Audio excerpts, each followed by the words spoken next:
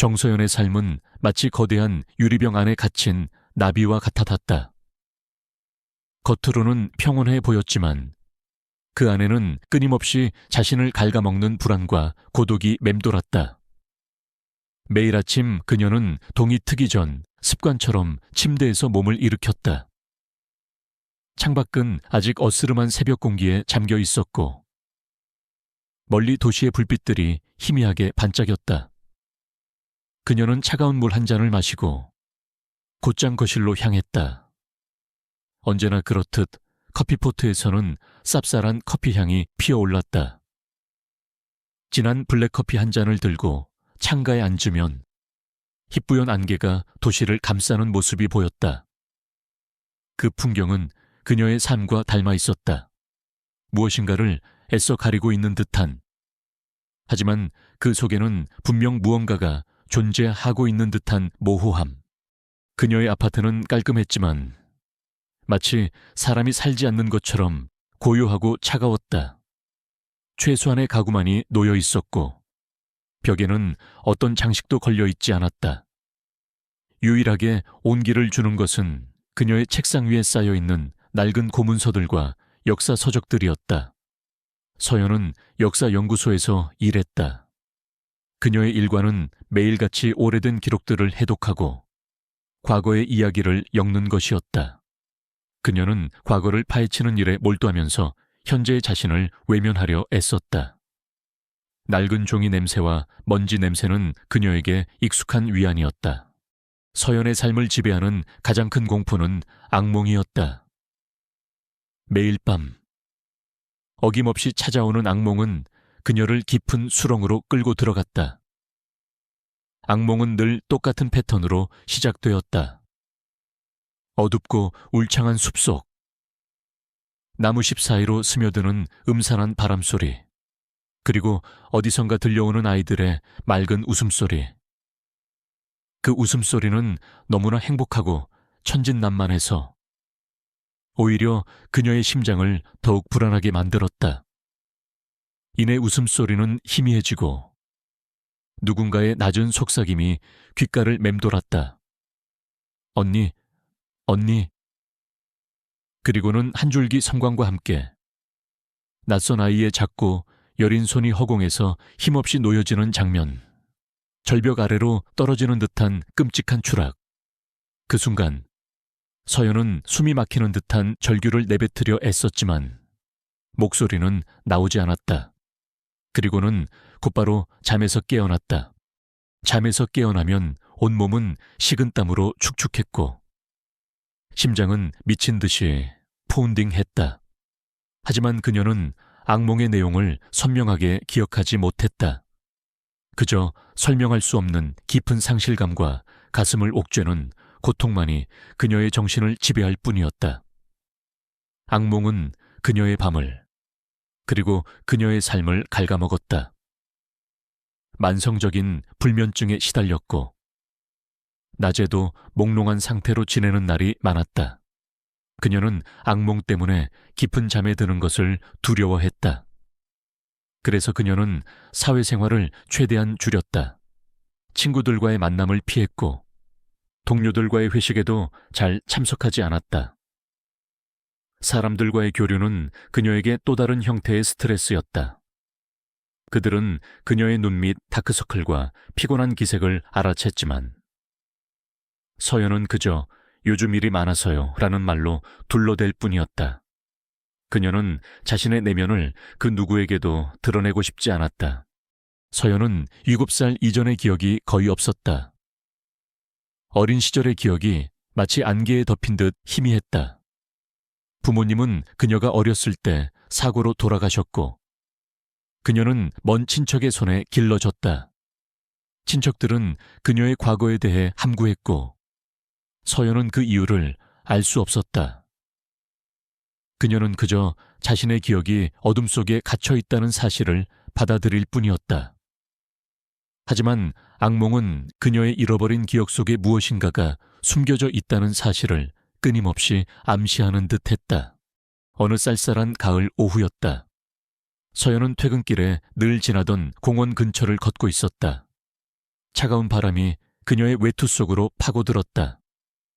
그때 그녀의 귀에 아이의 울음소리가 들려왔다. 가늘고 애처로운 울음소리였다. 서연은 잠시 망설였다.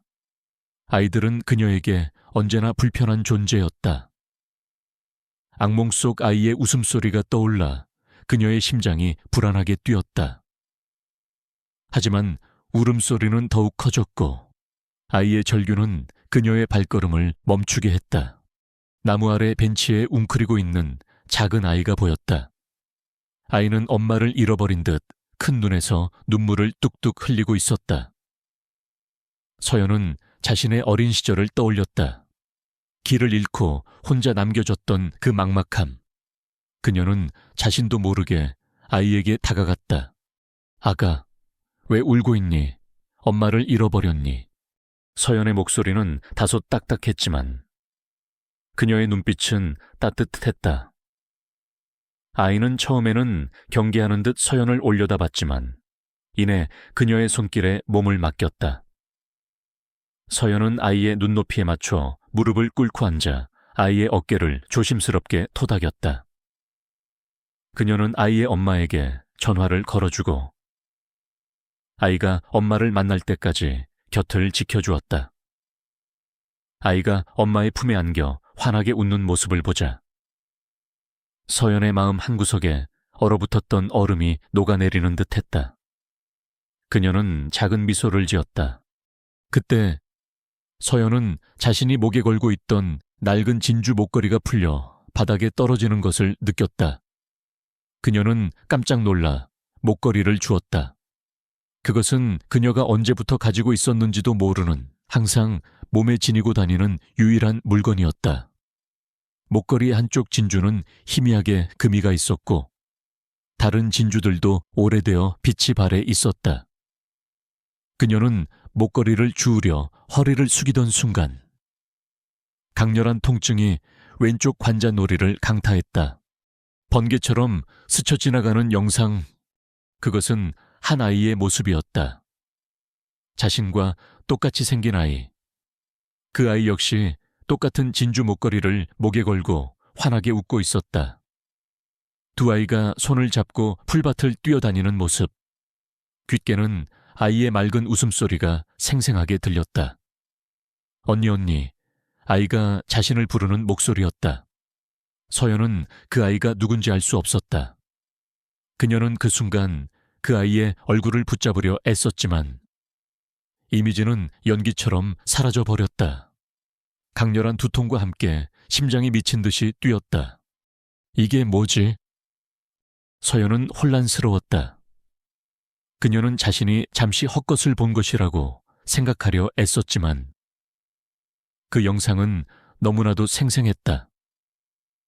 그녀는 자신이 이 목걸이를 언제부터 가지고 있었는지도 기억하지 못했다. 친척들은 그녀에게 가족에 대한 이야기를 거의 해주지 않았다. 이 목걸이와 그 아이의 모습은 어떤 의미를 가지고 있는 것일까? 그녀의 잃어버린 기억과 관련이 있는 것일까? 서연은 목걸이를 움켜쥐었다. 왠지 모를 불안감과 함께 알 수 없는 호기심이 그녀를 사로잡았다. 그녀는 악몽과 잃어버린 기억, 그리고 이 진주 목걸이가 서로 연결되어 있을지도 모른다는 막연한 예감을 느꼈다. 하지만 그녀는 아직 그 비밀의 실체를 알지 못했다. 그녀의 삶은 폭풍 전의 고요함처럼 겉으로는 잔잔했지만 그 안에는 거대한 폭풍이 몰아칠 조짐이 움트고 있었다. 그녀는 알 수 없는 진실을 향해 조금씩 발걸음을 내딛고 있었다. 정서연의 삶을 지배하던 고요함은 균열을 보이기 시작했다. 잃어버린 기억의 파편들과 악몽의 불길한 그림자는 그녀를 끊임없이 괴롭혔고 낡은 진주 목걸이에 얽힌 낯선 아이의 모습은 그녀의 호기심을 자극했다. 그녀는 자신이 갇혀있던 유리병에 금이 가기 시작했음을 직감했다. 어느 날 서연이 일하는 역사연구소에 뜻밖의 소식이 전해졌다. 수십 년간 베일에 쌓여있던 유서 깊은 이씨 가문의 고문서들이 연구소에 기증된다는 것이었다. 이씨 가문은 한때 거대한 부와 명예를 누렸던 명문가였으나 불운한 사건들과 세월의 흐름 속에 점차 쇠락하여 지금은 명맥만 유지하고 있는 상태였다. 기증된 문서들 중에는 가문의 역사적 기록뿐만 아니라 개인적인 서신, 일기, 그리고 가계도까지 포함되어 있었다. 정서연 연구원, 이씨 가문의 고문서 분류 및 연구는 자네가 맡도록 하게. 자네가 고문서 해독에 탁월한 능력이 있으니 적임자일세. 연구소 소장은 서연에게 이 중요한 임무를 맡겼다. 서연은 처음에는 기뻤다. 그녀는 고문서 연구를 통해 현실의 불안감에서 벗어날 수 있다고 생각했다. 낡은 종이 냄새와 먼지 쌓인 기록들은 그녀에게 익숙한 안식처였다. 그녀는 설레는 마음으로 문서들을 살펴보았다. 가문의 흥망성쇠, 복잡한 인물 관계, 그리고 알려지지 않았던 역사적 사건들이 그녀의 눈앞에 펼쳐졌다. 하지만 며칠 후 그녀의 설렘은 섬뜩한 불안감으로 바뀌었다. 수많은 문서들 사이에서 그녀의 눈길을 사로잡은 것은 낡고 빛바랜 가죽 표지의 일기장이었다. 일기장은 이씨 가문의 한 여인이 직접 쓴 것으로 보였다. 그녀는 무심코 일기장을 펼쳐 읽기 시작했다. 처음에는 평범한 일상 기록이었지만 어느 순간부터 일기장의 내용은 비극적인 이야기로 채워지기 시작했다. 일국 에카섹스년 액슈얼질, 그날의 악몽, 숲속에서 길을 잃은 아이들, 나의 쌍둥이 딸들이, 그 끔찍한 사고, 한 아이는 찾았지만 다른 아이는 사라졌다. 모두의 기억에서 지워버리고 싶지만 그날의 바람소리와 아이들의 웃음소리가 아직도 귓가를 맴돈다. 서연의 심장이 쿵하고 떨어졌다. 숲속, 아이들, 쌍둥이, 사고, 사라짐, 바람소리, 웃음소리, 이 모든 단어들이 그녀의 악몽과 소름 끼치도록 일치했다. 일기장의 여인은 잃어버린 딸에 대한 고통과 죄책감에 시달리고 있었다. 그녀는 일기장을 읽는 내내 온몸에 소름이 돋는 것을 느꼈다. 잃어버린 기억의 조각들이 맞춰지는 듯한 섬뜩한 기시감이 그녀를 덮쳤다. 그녀는 일기장 속에서 언급된 꽃잎 모양의 점을 가진 아이코에 대한 묘사를 읽었을 때 강한 충격을 받았다. 그 순간 그녀의 손은 무의식적으로 자신의 손목으로 향했고 그곳에는 희미하게 남아있는 복숭아꽃잎 모양의 점이 있었다. 그녀는 그림을 그릴 때마다 무의식적으로 그렸던 바로 그 형태였다. 설마 이건 우연일 리 없어. 서연은 일기장을 읽는 것을 멈추고 싶었다. 진실을 마주하는 것이 두려웠다. 그녀는 그 모든 것이 단순히 악몽일 뿐이라고, 자신과는 아무런 상관이 없는 일이라고 외면하고 싶었다.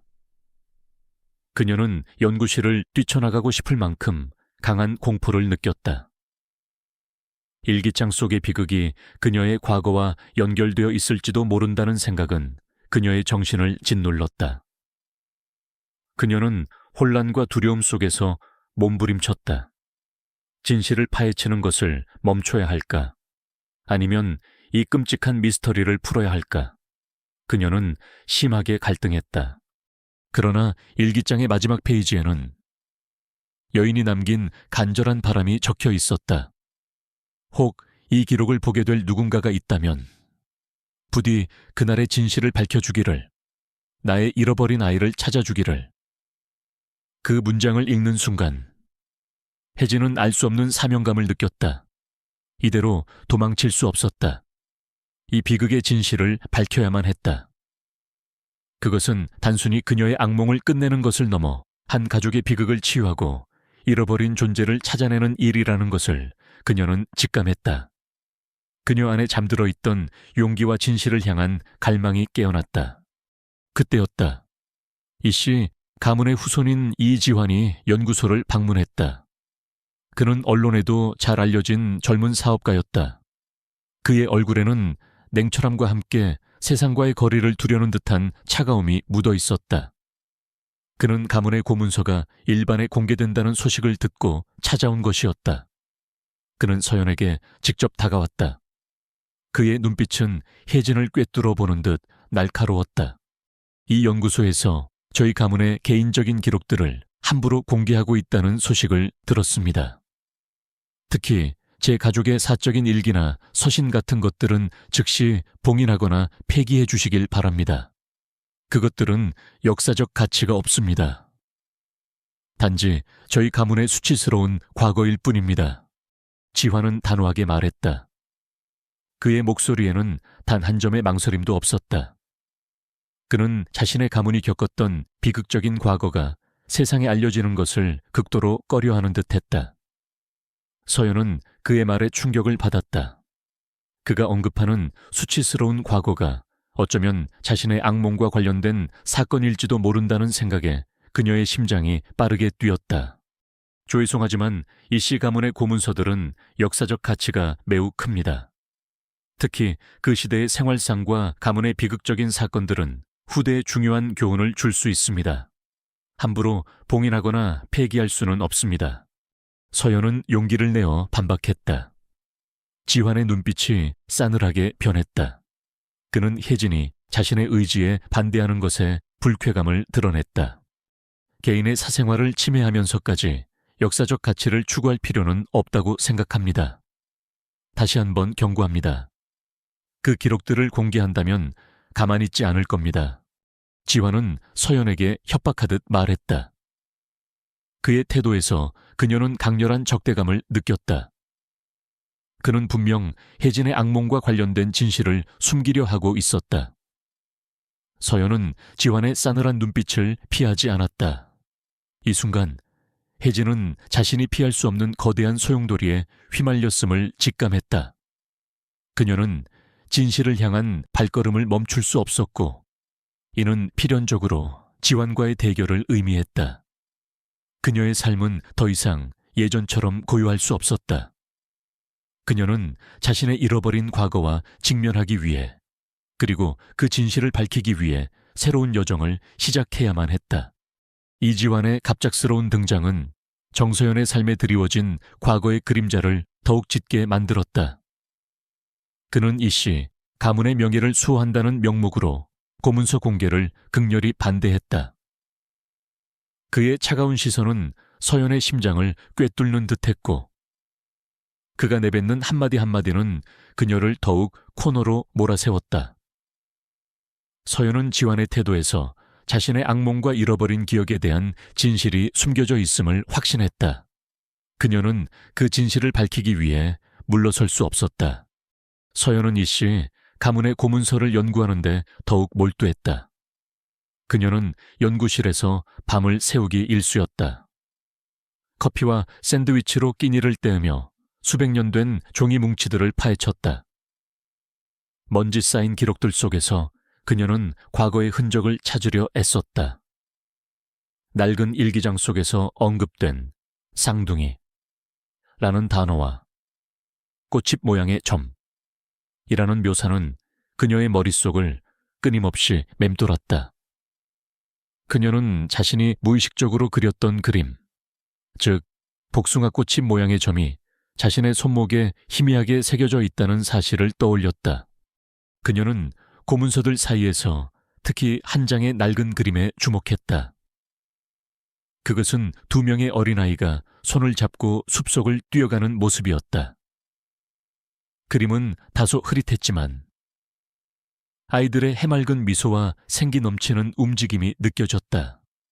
서연은 그림 속 아이들의 모습에서 알 수 없는 익숙함을 느꼈다. 그리고 그림을 자세히 들여다보자 그림 속 한 아이의 손목에 아주 희미하게 꽃잎 모양의 점이 그려져 있는 것을 발견했다. 그녀는 심장이 쿵하고 떨어지는 것을 느꼈다. 이 모든 것이 결코 우연이 아니었다. 그때였다. 이지환이 다시 연구소를 찾아왔다. 그의 뒤에는 변호사 한 명이 서 있었다. 지환의 얼굴에는 날카로운 기세가 등등했다. 정서연 씨, 저희 가문의 사적인 문서는 더 이상 연구 대상이 될 수 없습니다. 모든 자료를 즉시 폐기하거나 저에게 반환해 주시길 바랍니다. 그렇지 않으면 법적 조치를 취할 수밖에 없습니다. 지환은 단호하게 말했다. 그의 목소리에는 일말의 타협도 없었다. 그는 자신의 가문이 겪었던 비극적인 과거가 세상에 알려지는 것을 필사적으로 막으려 했다. 서연은 그가 무엇 때문에 그토록 진실을 숨기려 하는지 알 수 없었지만 그가 진실을 두려워하고 있다는 것을 직감했다. 이지환 씨, 이 문서들은 개인적인 기록을 넘어 역사적으로 중요한 가치를 지닙니다. 특히 이 씨 가문의 번영과 쇠락을 이해하는 데 결정적인 단서들이 담겨 있습니다. 함부로 폐기할 수 없습니다. 서연은 용기를 내어 맞섰다. 그녀는 자신의 손에 들린 낡은 그림을 지환에게 보여주려 했다. 하지만 지환은 그녀의 손에 들린 그림을 보기도 전에 거칠게 다가와 서연의 손을 잡았다. 이런 낡은 그림 한 장이 무슨 역사적 가치가 있다는 겁니까? 어차피 거짓으로 꾸며낸 이야기일 뿐입니다. 지환은 그림을 빼앗으려 했고 그 과정에서 그림이 바닥으로 떨어졌다. 서연은 그림을 줍기 위해 허리를 숙였다. 그때 그녀의 소매가 살짝 걷어 올려졌고 그녀의 손목에 있는 희미한 복숭아꽃잎 모양의 점이 드러났다. 이지환은 그림을 줍던 서연의 손목에 새겨진 점을 발견했다. 그의 눈빛은 순간적으로 흔들렸다. 그의 얼굴에는 놀라움과 함께 알 수 없는 공포감이 스쳐 지나갔다. 그는 그 점이 의미하는 바를 정확히 알고 있는 듯했다. 그것은 그가 평생 숨겨왔던 과거의 끔찍한 진실과 관련된 표식이었다. 이건... 지환의 목소리는 떨렸다. 그는 서연의 손목을 멍하니 바라봤다. 그 점은 그가 그토록 외면하고 싶었던 사라진 쌍둥이 여동생의 흔적과 너무나도 닮아 있었다. 서연은 자신의 손목을 가렸지만 이미 지환은 모든 것을 보았다. 그 순간 지환은 혜진이 단순한 연구원이 아니라 자신의 가문과 깊은 연관이 있는 존재임을 직감했다. 혜진은 지환의 표정 변화를 알아챘다. 그의 눈빛에서 그녀는 적대감과 함께 복잡한 감정들을 읽어냈다. 그가 자신의 손목에 있는 점에 반응하는 것을 보고 혜진은 악몽 속 아이의 웃음소리와 진주 목걸이에 얽힌 낯선 아이의 모습이 모두 자신과 관련된 것임을 어렴풋이 짐작했다. 지환은 서연의 손목을 확인한 후 그녀의 뒤로 물러섰다. 그는 재빨리 표정을 감추고 다시 차가운 가면을 썼다. 하지만 그의 심장은 여전히 격렬하게 뛰고 있었다. 그는 서연이 씨 가문의 비극적인 과거와 직접적으로 연결되어 있다는 사실에 충격을 받았다. 정서연 씨, 당신은 대체 누구죠?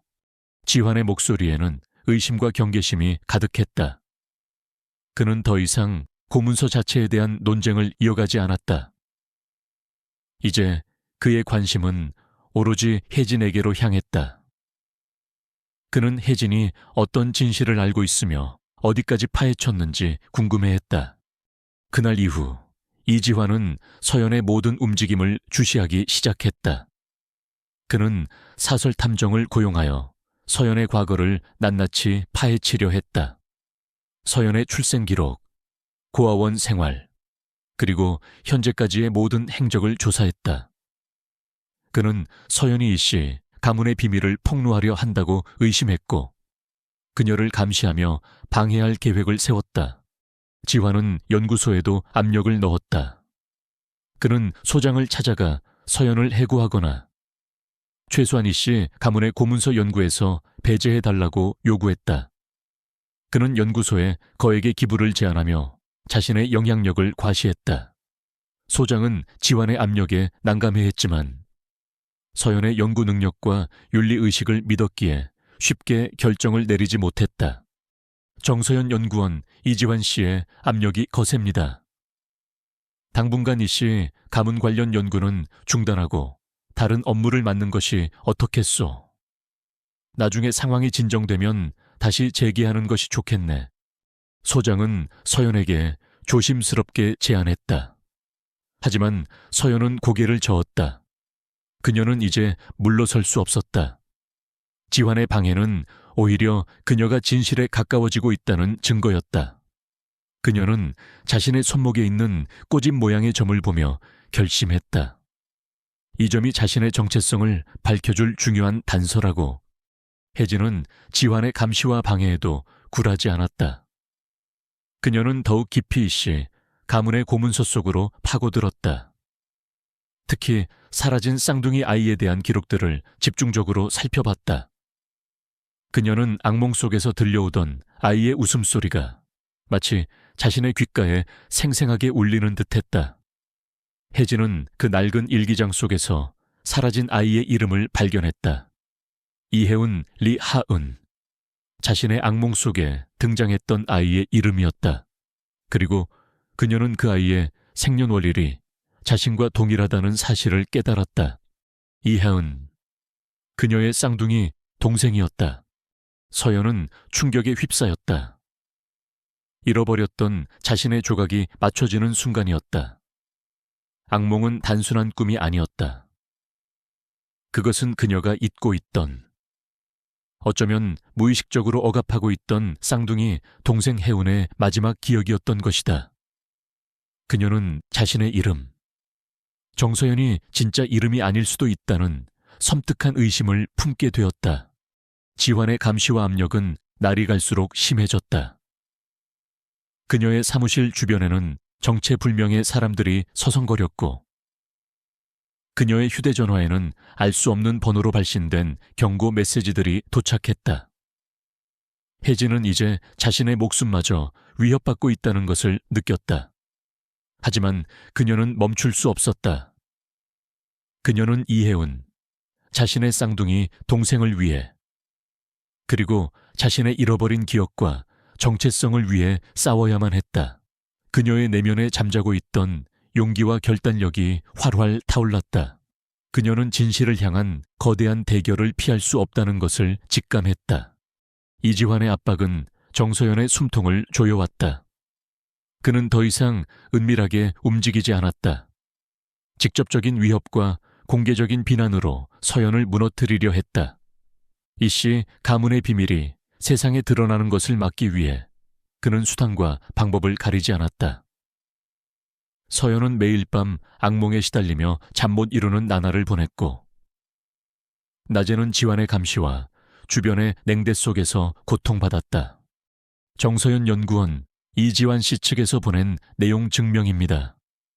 당신이 저희 가문의 명예를 훼손하고 있다는군요. 연구소 소장은 한숨을 쉬며 서연에게 서류를 내밀었다. 소장의 얼굴에는 난감함과 함께 서연에 대한 미심쩍은 시선이 깃들어 있었다. 지환은 연구소에 거액의 기부를 제안하며 서연의 연구를 막으려 했고, 소장은 어쩔 수 없이 그녀에게 부담을 주고 있었다. 서연은 이제 연구소 내에서도 고립되었다. 동료들은 그녀를 피했고, 그녀의 연구에 대해 의심의 눈초리를 보냈다. 그녀의 책상 위에는 익명으로 보낸 협박 편지들이 놓여 있곤 했다. 당신이 과거를 파헤치면 위험해질 겁니다. 모든 것을 잊고 조용히 사라지세요. 혜진은 매일 밤 잠을 이루지 못하고 잃어버린 기억의 조각들을 맞추려 애썼다. 그녀는 악몽 속에서 들려오던 아이의 웃음소리가 바로 쌍둥이 동생 혜운의 웃음소리였다는 것을 확신했다. 그리고 그 끔찍한 사고가 자신과 혜운에게 동시에 일어났던 일임을 직감했다. 하지만 그녀에게는 구체적인 증거가 없었다. 낡은 일기장과 희미한 그림, 그리고 자신의 손목에 있는 점이 전부였다. 그녀는 진실을 밝히기 위해, 그리고 혜운의 잃어버린 기억을 되찾기 위해 더 확실한 증거가 필요했다. 이지환은 서연을 완전히 무너뜨리기 위해 극단적인 방법을 택했다. 그는 이씨 가문의 명예를 회복한다는 명목으로 언론을 초청하여 긴급 기자회견을 열었다. 기자회견 장소는 이 씨 가문의 고택, 바로 서연이 악몽 속에서 보았던 그 숲과 가장 가까운 곳에 위치한 곳이었다. 그곳은 한때 이 씨 가문의 영광을 상징했지만 동시에 비극적인 사건이 벌어졌던 장소이기도 했다. 지화는 이곳에서 서연을 거짓말쟁이로 만들고 그녀의 주장을 완전히 무효화시키려 했다. 여러분, 오늘 이 자리에서 저희 이 씨 가문에 대한 터무니없는 루머에 대해 해명하고자 합니다. 최근 저희 가문의 고문서를 통해 특정 연구원이 끔찍한 사고와 실종에 대한 허위 사실을 유포하고 있습니다. 이는 저희 가문의 명예를 심각하게 훼손하는 행위입니다. 지화는 기자들 앞에서 침착하게 연설했다. 그의 얼굴에는 강한 확신과 함께 교활한 미소가 비쳤다. 그는 미리 준비한 가짜 증거들을 제시했다. 사고 당시의 경찰 보고서를 조작하고 증인들을 매수하여 서연의 주장이 터무니없는 허위 사실이라고 증언하게 했다. 심지어 그는 서연의 악몽과 기억 상실증을 빌미로 그녀가 정신적으로 불안정하며 망상에 사로잡혀 거짓말을 하고 있다고 주장했다. 정서연 씨는 어릴 적 사고로 충격을 받아 기억 상실증을 앓고 있으며 그 후유증으로 악몽과 망상에 시달리고 있습니다. 그녀의 주장은 병적인 상상일 뿐 진실이 아닙니다. 지환의 말이 끝나자마자 기자회견장은 술렁였다. 기자들은 서연의 악몽과 기억 상실증에 대한 이야기에 흥미를 보이며 그녀를 비난하는 기사들을 쏟아내기 시작했다. 인터넷에는 서연을 조롱하고 비난하는 댓글들이 폭주했다. 서연은 이제 연구소에서뿐만 아니라 사회 전체에서 고립되었다. 그녀는 홀로 이 모든 비난과 싸워야 했다. 그녀의 유일한 희망은 김도현 감정사였다. 그는 이 씨 가문의 고문서에 깊은 관심을 보였던 인물이었다. 서연은 그에게 연락을 취했다. 김도현은 지환의 기자회견 소식을 듣고 심각한 표정을 지었다. 그는 혜진의 진정성을 믿었지만 지환의 영향력이 워낙 커서 직접적으로 돕는 것이 쉽지 않았다. 그는 서연에게 은밀하게 조언했다. 정서연 씨, 지금 상황은 불리합니다. 하지만 진실은 언젠가 밝혀지기 마련입니다. 당신의 기억 속에 모든 단서가 있을 겁니다. 그날 밤 숲속에서 무슨 일이 있었는지 당신의 기억을 되찾는 것이 가장 중요합니다. 김도현의 말은 혜진에게 신락 같은 희망을 주었다. 그녀는 자신의 기억 속에 모든 진실이 숨겨져 있다는 것을 깨달았다. 하지만 어떻게 잃어버린 기억을 되찾을 수 있을까? 그녀는 악몽을 반복해서 꾸는 이유가 바로 그 잃어버린 기억 때문이라는 것을 알고 있었다.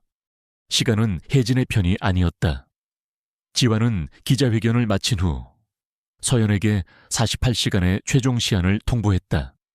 정서연 씨, 48시간 내에 모든 주장을 철회하고 언론에 사과하십시오.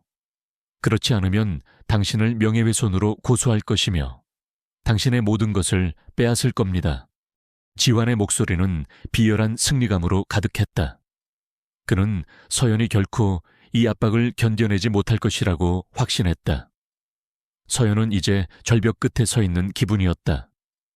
그녀에게 남은 시간은 단 48시간. 이 짧은 시간 안에 그녀는 자신의 잃어버린 기억을 되찾고 지환의 거짓말을 반박할 증거를 찾아야 했다. 혜진은 더 이상 잠을 잘 수 없었다. 그녀는 방 한구석에 웅크리고 앉아 자신의 진주 목걸이를 움켜쥐었다. 악몽의 장면들이 끊임없이 그녀의 머릿속을 맴돌았다. 숲속 아이들의 웃음소리, 그리고 힘없이 놓여지는 손. 그녀는 그 모든 것이 너무나도 생생해서 현실과 꿈의 경계가 모호해지는 것을 느꼈다. 그녀는 어둠 속에서 진주 목걸이를 바라봤다. 희미하게 금이 간 진주. 그 순간 그녀의 뇌리에 번개처럼 스쳐 지나가는 기억이 있었다. 혜은이의 손에 들려있던 작은 진주. 그 진주 목걸이가 그녀의 손목에서 끊어지며 떨어지던 순간 그녀는 자신이 혜은이의 손을 잡고 있었다는 것을 기억했다. 그녀가 혜은이의 손을 놓쳤다는 사실이 그녀의 악몽을 만들고 있었던 것이다. 서연은 온몸을 뒤흔드는 고통과 함께 진실에 한 발짝 더 다가갔다. 그녀는 이제 자신의 악몽이 단순한 꿈이 아니라 잃어버린 쌍둥이 동생의 마지막 순간에 대한 생생한 기억임을 확신했다. 그녀는 이 기억을 통해 자신의 정체성을 되찾고 지완의 거짓말을 폭로해야 했다. 그녀는 이제 더 이상 도망칠 수 없었다. 그녀는 최후의 시험에 홀로 맞서야만 했다. 이지환이 던진 48시간의 시한은 정서연의 숨통을 더욱 조여왔다. 언론의 비난, 연구소의 압박, 그리고 지환의 위협은 그녀를 궁지에 몰아넣었다. 밤이 되자 악몽은 더욱 선명해졌다. 숲속의 바람소리, 아이의 웃음소리, 그리고 힘없이 놓여지는 작은 손. 그녀는 그 모든 고통을 기꺼이 받아들였다. 왜냐하면 그 고통이야말로 잃어버린 진실을 찾아줄 유일한 단서임을 직감했기 때문이다. 그녀는 이 모든 것을 끝내기 위해, 그리고 혜은의 억울한 기억을 되찾기 위해 가장 근본적인 방법을 택하기로 결심했다. 바로 최면회귀 요법이었다. 서연은 김도현 감정색에 연락했다. 김도현은 그녀의 상황을 듣고 심각한 표정을 지었지만 그녀의 용기 있는 결정에 감탄했다. 그는 서연을 오랫동안 신뢰해온 심리치료색에 소개해 주었다. 그 치료사는 기억상실과 트라우마 분야에서 명성이 높은 전문가였지만 극도로 신중하고 비밀스러운 인물이었다. 그는 서연의 이야기를 듣고는 그녀의 악몽이 단순한 꿈이 아니라 억압된 기억의 발현일 가능성이 높다고 판단했다. 최면 요법이 시작되는 날, 서연은 깊은 긴장감에 휩싸였다. 치료사의 나지막하고 평온한 목소리가 그녀를 심연으로 이끌었다. 자, 이제 가장 편안했던 순간을 떠올려 보세요. 그리고 그 순간 당신을 괴롭히던 악몽의 시작점으로 들어가 보세요. 서연의 의식은 점차 흐려졌다. 그녀는 어두운 숲속으로 들어섰다. 악몽 속에서 매일 밤 그녀를 괴롭히던 바로 그 숲이었다. 나무십 사이로 스며드는 차가운 바람소리, 멀리서 들려오는 물소리, 그리고 아이들의 웃음소리. 너무나도 맑고 천진난만한 웃음소리였다. 언니, 누군가 자신을 부르고 있었다. 서연은 고개를 돌렸다. 그녀의 눈앞에 자신과 똑같이 생긴 여자아이가 해맑게 웃으며 서 있었다. 그 아이의 손목에는 희미하게 복숭아꽃잎 모양의 점이 새겨져 있었다. 그리고 그 아이의 목에는 자신과 똑같은 한쪽 진주가 깨져 있는 낡은 진주 목걸이가 걸려 있었다. 하윤아. 서연은 자신도 모르게 아이의 이름을 불렀다. 그녀의 기억이 파노라마처럼 펼쳐졌다. 그녀와 혜우는 쌍둥이였다. 어릴 적 그들은 이 숲에서 자주 숨바꼭질을 하며 놀았다. 그날도 그랬다. 그들은 숲속 깊은 곳까지 들어갔다.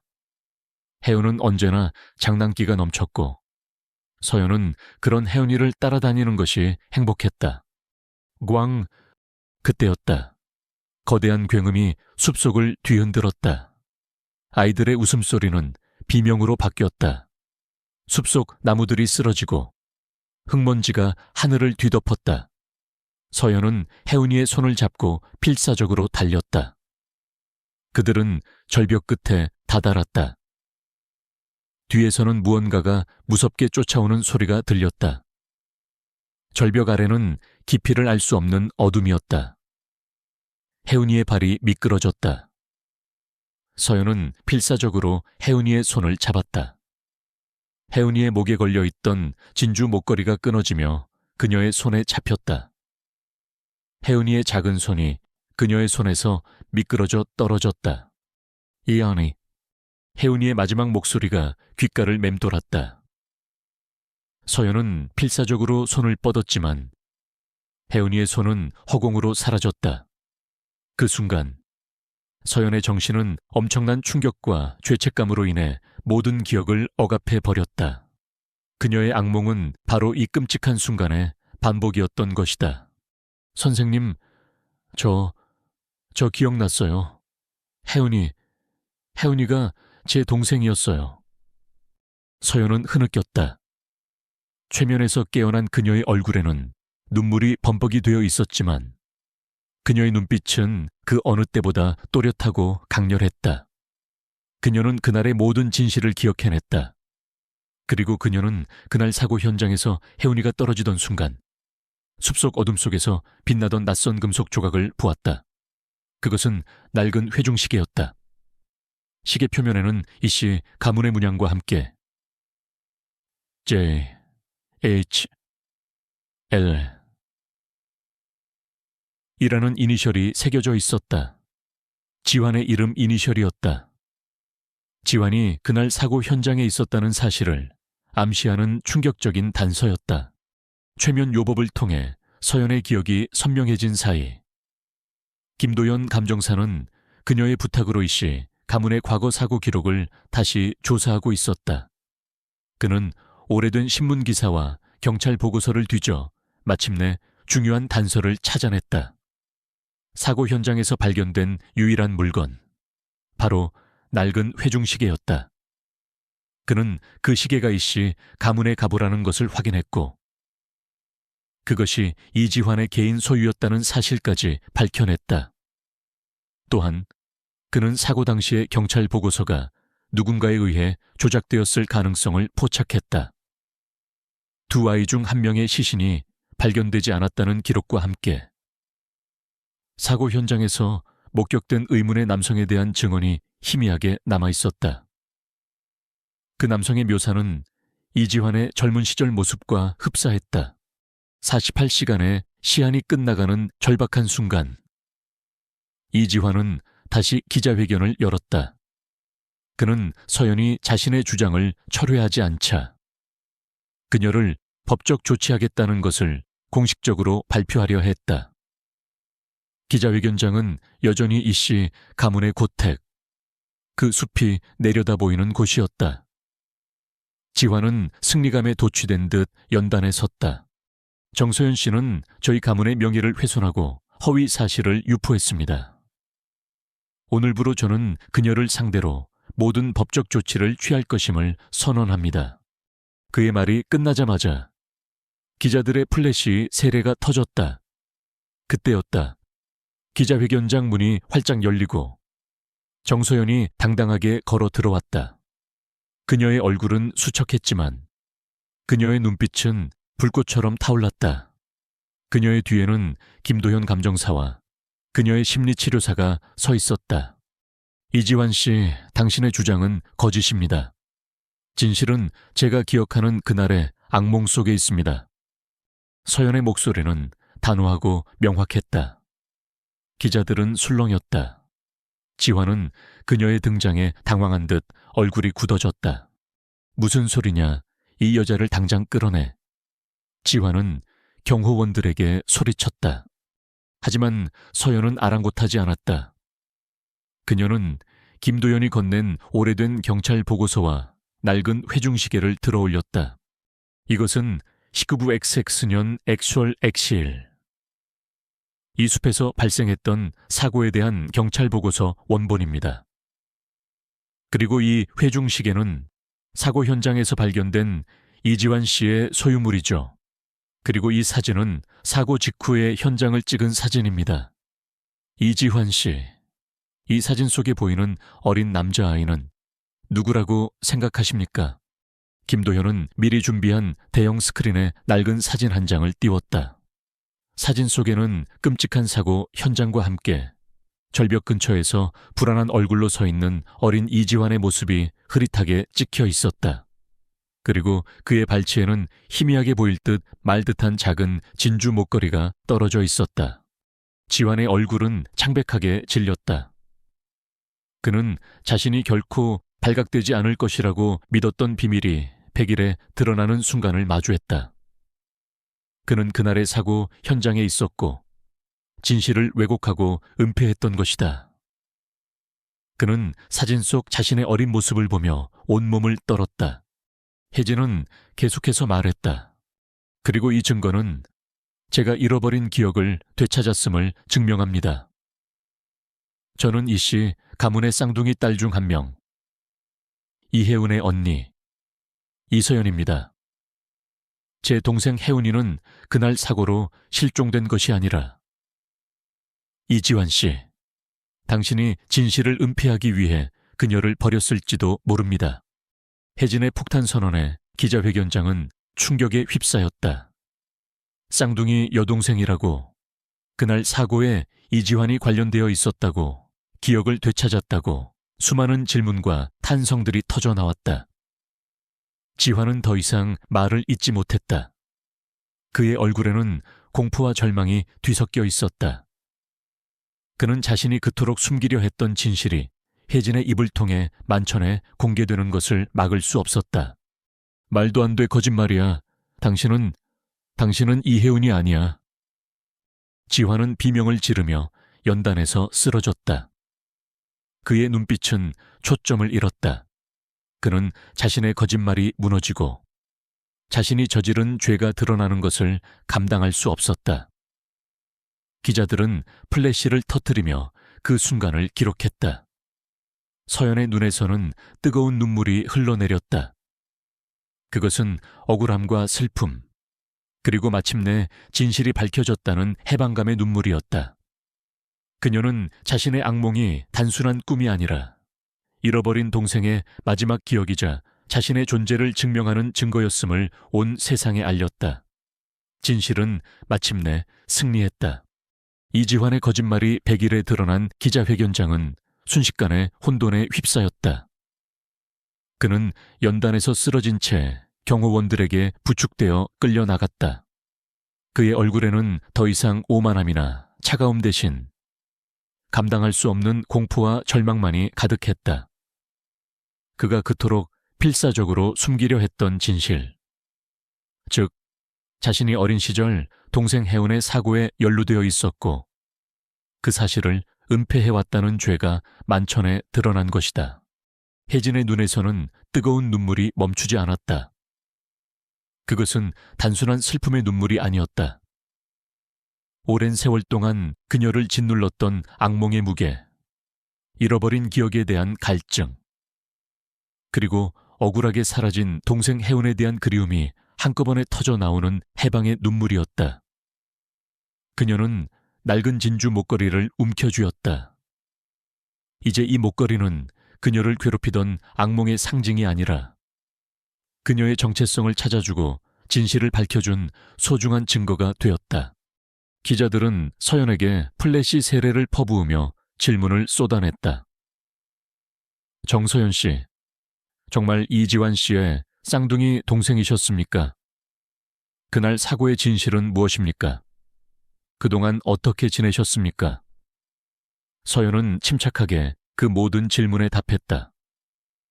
그녀는 자신이 잃어버렸던 기억을 되찾은 과정과 악몽이 사실은 억압된 동생의 마지막 기억이었다는 충격적인 사실을 담담하게 이야기했다. 그녀의 이야기는 기자회견장을 숙연하게 만들었다. 김도연 감정사는 혜진의 옆에서 묵묵히 그녀를 지지했다.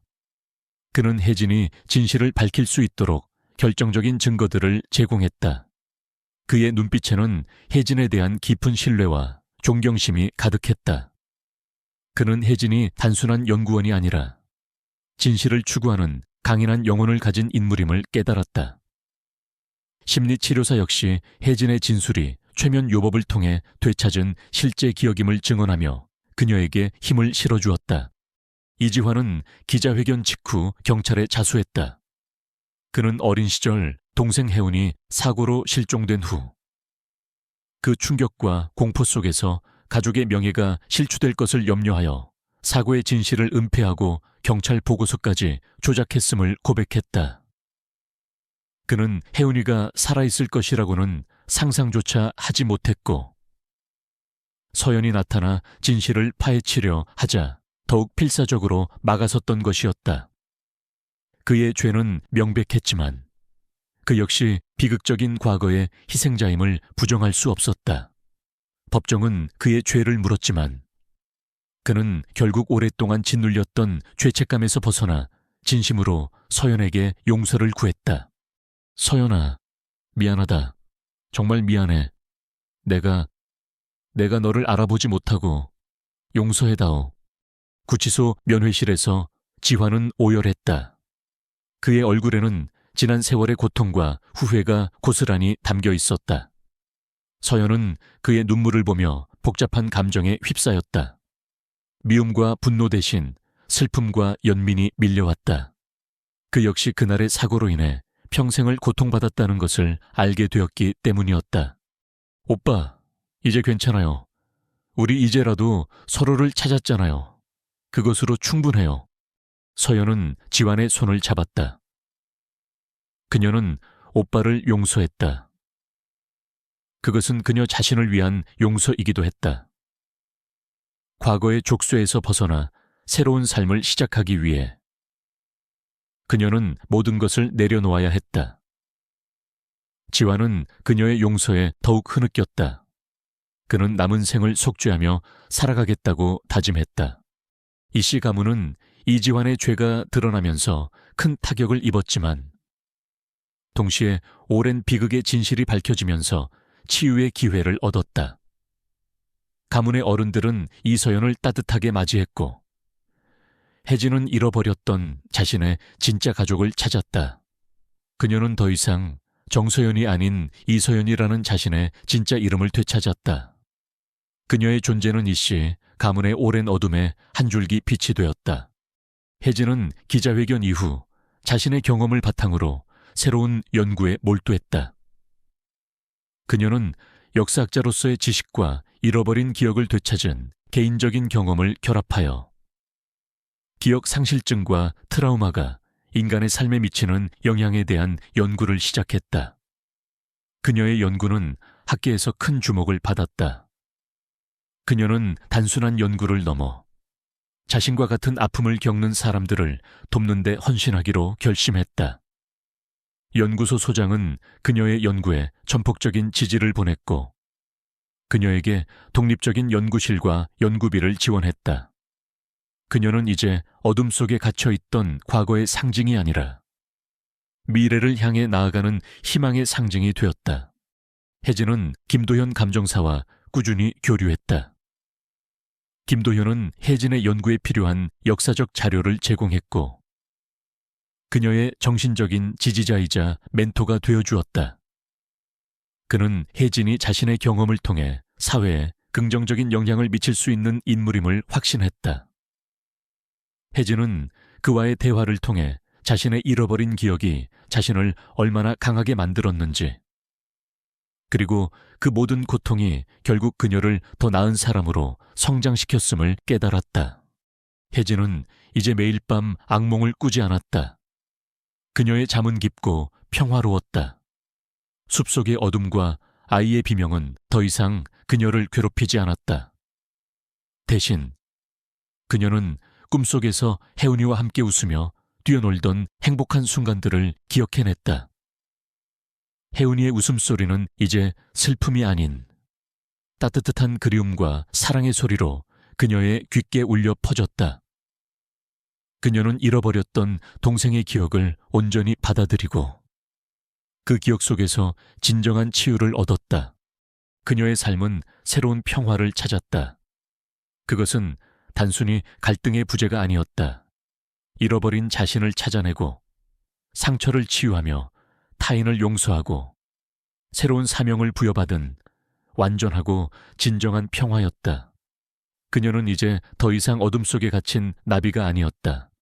자유롭게 날아오르는 나비처럼 그녀는 자신의 날개를 활짝 펴고 세상으로 나아갈 준비를 마쳤다. 5년의 세월이 흐른 뒤 이서연의 삶은 더 이상 악몽의 그림자에 갇혀있지 않았다. 그녀는 어둠 속에서 방황하던 과거의 정서연이 아니었다. 이서연은 이제 한국 사회에서 존경받는 역사학자이자 기억 심리학 전문가로 우뚝 섰다. 그녀의 연구는 학계에서 큰 반향을 일으켰고 그녀의 삶은 수많은 이들에게 영감과 희망을 주었다. 그녀는 박사 학위를 취득한 후 대학 교수로 임용되어 젊은 학자들을 양성하고 있었다. 그녀의 강의실은 늘 학생들로 가득 찼고 그녀의 이야기는 그들의 마음속 깊이 파고들었다. 서연은 자신의 경험을 바탕으로 기억과 치유 연구소 각처를 설립했다. 이 연구소는 기억 상실증, 트라우마, 그리고 외상 후 스트레스 장애를 겪는 사람들을 위한 전문적인 심리 치료와 연구를 수행하는 곳이었다. 그녀는 이곳에서 자신의 지식과 공감 능력을 발휘하여 많은 이들의 잃어버린 기억을 되찾고 마음의 상처를 치유하는 데 헌신했다. 연구소는 최첨단 시설을 갖추고 있었으며 국내외 유명 심리 치료사들과 협력하여 세계적인 수준의 연구를 진행했다. 서연은 단순히 과거의 아픔을 파헤치는 데 그치지 않고 그 아픔을 통해 미래를 건설하고 있었다. 그녀의 오빠 이지환은 형기를 마친 후 서연의 연구소를 찾아왔다. 그의 얼굴에는 과거의 오만함 대신 깊은 겸손과 후회가 깃들어 있었다. 그는 서연에게 다시 한번 진심으로 용서를 구했고 서연은 따뜻하게 그를 맞이했다. 지환은 자신의 과거를 속죄하기 위해 연구소의 행정 업무와 대외 협력 업무를 자원했다. 그는 자신의 뛰어난 사업 수완을 발휘하여 연구소의 재정적인 안정과 성장에 크게 기여했다. 그들 남매는 이제 서로에게 가장 든든한 가족이자 동반자가 되었다. 어린 시절 잃어버렸던 그들의 인연은 시간이 흐른 뒤 더욱 단단하고 아름다운 모습으로 다시 피어났다. 김도현 감정사는 이서연의 가장 오래된 조력자였다. 그는 연구소의 자문위원으로 활동하며 역사적 자료와 미술품을 통해 연구에 필요한 재정적 지원을 연결해 주었다. 그는 혜진이 진정한 학자이자 인간으로서 성장하는 모든 과정을 지켜보며 깊은 존경심을 표했다. 그들은 이제 단순한 연구자와 조력자를 넘어 인생의 중요한 순간을 함께 나눈 동반자가 되었다. 이서연의 삶은 더 이상 악몽이 아닌 매일 아침 깨어나는 축복으로 가득했다. 그녀는 사랑하는 가족과 함께 평화로운 삶을 살았고 자신의 재능과 경험을 통해 세상을 이롭게 하는 의미 있는 삶을 살았다. 그녀는 자신의 이야기를 담은 회고록을 출간했다. 이 책은 출간 즉시 베스트셀러가 되었고 수많은 독자들에게 희망과 위로를 전했다. 어느 화창한 가을날 오후 이서연은 자신의 연구소 강당에서 열린 대중 강연을 마쳤다. 강연 주제는 잃어버린 기억, 되찾은 자아 트라우마를 넘어 희망으로였다. 강당은 발 디딜 틈 없이 가득 찼고 수많은 사람들이 그녀의 이야기에 감동받아 눈물을 흘렸다. 강연이 끝나자 우레와 같은 박수갈채가 쏟아졌다. 그녀는 연단에 서서 환하게 웃었다. 그녀의 목에는 여전히 한쪽 진주가 희미하게 금이 간 낡은 진주 목걸이가 걸려 있었다. 이제 그 목걸이는 그녀의 아픔을 상징하는 것이 아니라 그녀가 겪었던 모든 시련을 이겨내고 마침내 빛을 찾은 그녀의 강인한 정신과 사랑을 상징하는 보물이 되었다. 강연을 마친 서연은 연구소 마당에 있는 작은 숲길을 걸었다. 숲길은 그녀의 악몽 속에 등장했던 그 숲을 연상케 했다. 하지만 이제 그 숲은 어둡고 무서운 곳이 아니었다. 햇살이 나무십 사이로 부서져 내리고 새들이 지저귀는 평화로운 공간이었다. 그녀는 숲길을 걸으며 어릴 적 혜은이와 함께 뛰어놀던 행복한 기억들을 떠올렸다. 혜은이의 맑은 웃음소리가 숲속 바람소리와 어우러져 그녀의 귓가에 울려 퍼지는 듯했다. 그녀의 마음은 평화로웠다. 서연은 숲길 끝에 마련된 작은 벤치에 앉았다. 그녀의 옆에는 오빠 지환이 따뜻한 미소를 지으며 앉아 있었고, 그의 옆에는 자신의 딸 혜운이가 해맑게 뛰어놀고 있었다. 혜운이의 목에는 작은 진주 목걸이가 걸려 있었다. 서연은 딸의 목걸이를 보며 웃었다. 이제는 두 번째 진주가 깨지지 않을 것이었다. 그녀는 하늘을 올려다봤다. 푸른 하늘에는 구름 한 점 없었다. 마치 그녀의 마음처럼 맑고 깨끗했다. 그녀의 삶은 이제 악몽이 아닌 아름다운 현실로 가득 찼다.